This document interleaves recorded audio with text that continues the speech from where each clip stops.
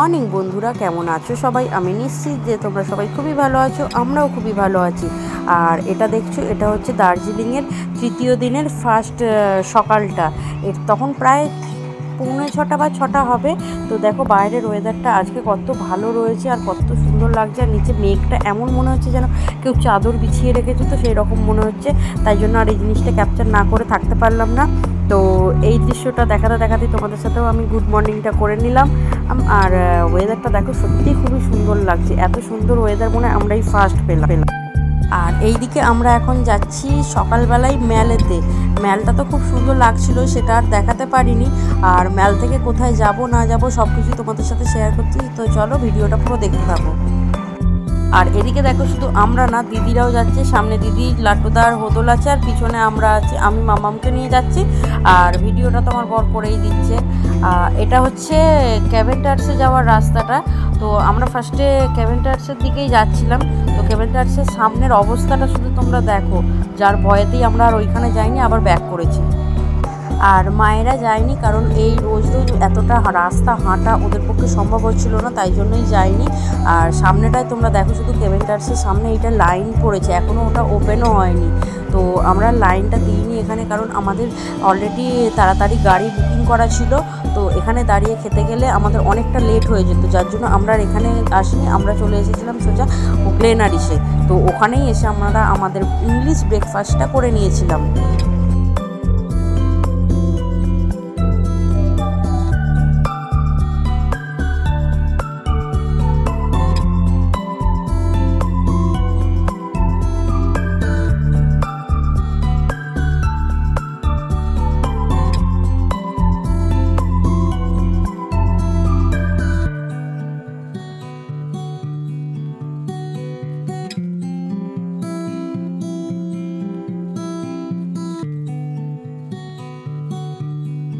তো ভিতরে হচ্ছে দুটো জায়গায় বসার জায়গা আছে। তো একটা হচ্ছে এরকম বাইরের দিকটায়, আর একটা আছে ভিতরের দিকটায়।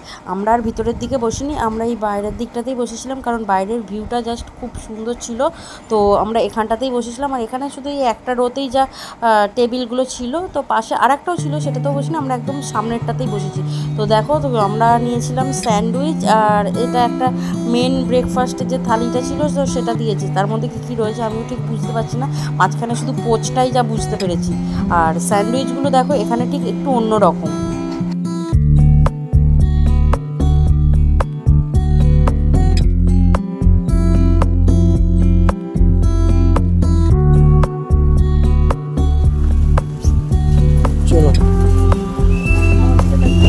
এটা এখন আমরা যাচ্ছি লামাহাটাতে, লামাহাটার দিকে যাচ্ছি। চলো তোমরা একবার ভিউটা জাস্ট দেখে নাও, চারিদিকের ভিউটা একবার দেখে নাও।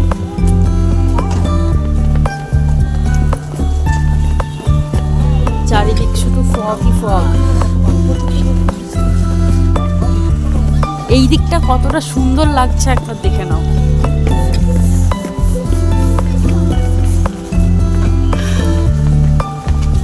জাস্ট অসাধারণ লাগছে।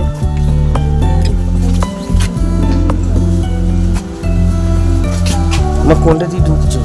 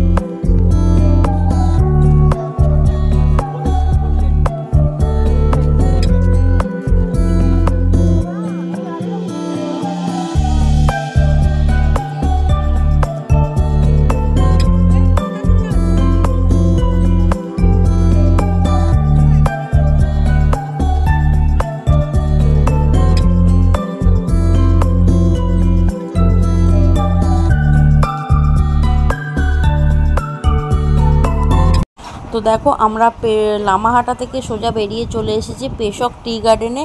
আর এই টি গার্ডেনে আমরা কী কী করি না করি সব কিছুই তোমরা দেখো, ভিডিওটা অবশ্যই কিন্তু স্কিপ না করে দেখো।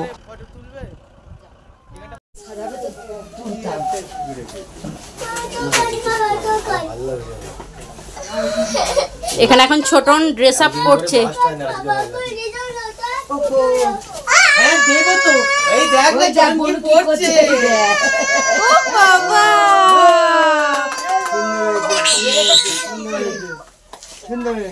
ওর ফুল লুকটা তোমাদের একটু পরে শেয়ার করছি, আগে ও রেডি হয়ে নিক।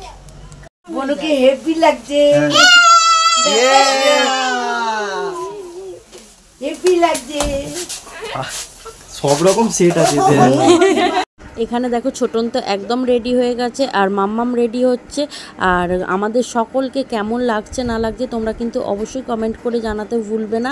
তোমাদের এই একটা কমেন্ট আমাকে অনেকটাই অনুপ্রাণিত করে পরবর্তী আবার ভিডিও বানানোর জন্য বা সব কিছু শেয়ার করার জন্য।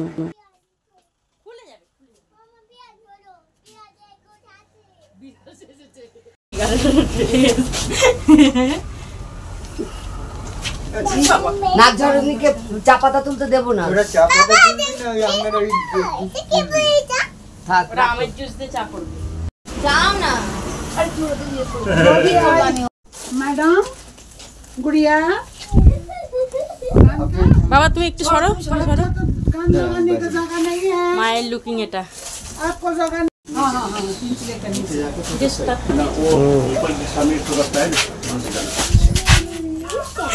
এখন জুয়েলারি পরাটা বাকি আছে।